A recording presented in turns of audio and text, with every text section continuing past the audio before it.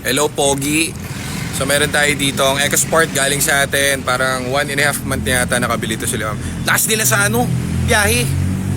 Ang bilis ng kilometrahe nila. So biyahe nito, Maribeles. Kailan bumiyahe ito, Sep? Kapon? Papa.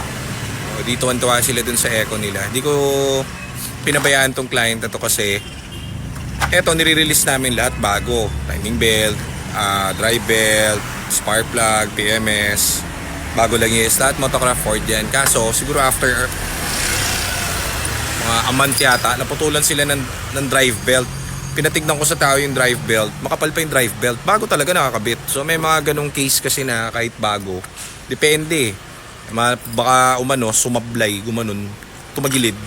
So naputol. Hindi siya due sa dahil luma na. Talaga naputol lang, biyak. So pinatakbo ko doon sa mga tao. Yung pasok agad, ayos agad. So nakakabiyahe sila, tuwan-tuwa sila dun sa unit nila. Happy sila dito kay EcoSport nila. Na-enjoy nila. Wala pa sila nagagastos dito kahit piso, boy. Ito pa lang, PMS. So, etong EcoSport ang ganda. Tingnan nyo, color silver. Ay daw nito halos araw-araw Bulacan to Manila. Araw-araw biyahe daw nito. Bulacan to Manila, Bulacan to Manila. Ang bilis nila mga 10,000 kilometer. Tignan nyo yung langis nila, oh. Ang itim. Diba? Sobrang itim. So, PMS time na yan si baby boy. And happy daw sila kasi pati yung mga anak nila happy dito sa unit nila. Nagbibilang daw sila ng EcoSport sa kalsada. So, wala lang, bilag ko lang kasi natutuwa ko pag bumabalik yung mga client natin tapos maganda yung feedback, masaya sila dun sa Eco nila. So, yan ang ating Eco for the day. Featured silver. Dumi na agad ng engine, ba't ganyan? Dumi na agad, no? Talagang gamit na gamit. Pambaragan. Ganda ng Eco nila. Maganda pa rin naman, marumi lang kasi galing biyahe to Maribeles, Bataan.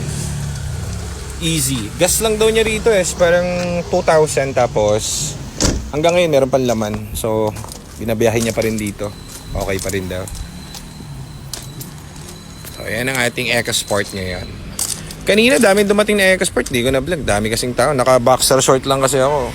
Kalimutan ko yung short ko dun sa kwarto sa loob. So, ito, may dumating din sa atin. Follower natin si Sir. Naka-focus. Di sa atin galing to, pero you're welcome, Sir. So, basic pagkabili niya, siguro 2 weeks time, napansin niya parang may tumatagas. Hindi siya magpapagawa sa iba. Dito lang daw, sabi ko. Kaya guys, pag magpapagawa kayo, maraming magaling naman. Pero, kaya ako nagpa-vlog is para meron na kayong idea dun sa pinapagawa nyo at hindi mahal yung mga parts niyan. Si Sir, lahat ng vlogs yata natin, alam niya. So, thank you Sir sa tiwala. Nakita na namin yung leak ng kotse, Sir. Bukas, bibirahin na natin to. Magpapabili na tayo ng mga parts na kailangan niya. So, ayun yung yung coolant tank niya. Kakabili niya lang kasi nito parang 2 weeks time. So, ngayon, hindi niya alam. Nag-overheat at nagbabawas ng tubig. Wala naman leak sa lahat. Pero siya laging bit-bit na coolant. Ay, asa loob yung coolant Huwag na. Basta lang. Vlog natin bukas to. Tuturo ko yung leak. Medyo madilim na So, tapos na namin i-test to. Yung leak niya nasa likod. Nandun. Di makikita. Palit tayo ng mga linya ng ano ba tawag dito?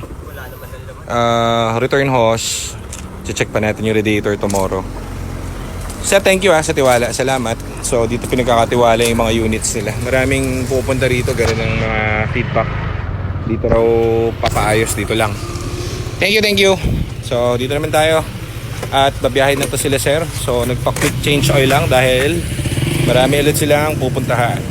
Yan. Si Sir Rachel, 2 months na nakabili ng Eco. Sir, anong feedback? Okay? Okay, no. Maganda yung driving, Yes. Kano yung gas nyo, Sir? Nasa 2,000 Batangas. Wala pa kayo napapagawa?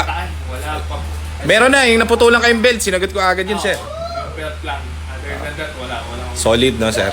Good sa pigya. Ayos, Sir. Thank you, Sir. Salamat, Sir. Thank you.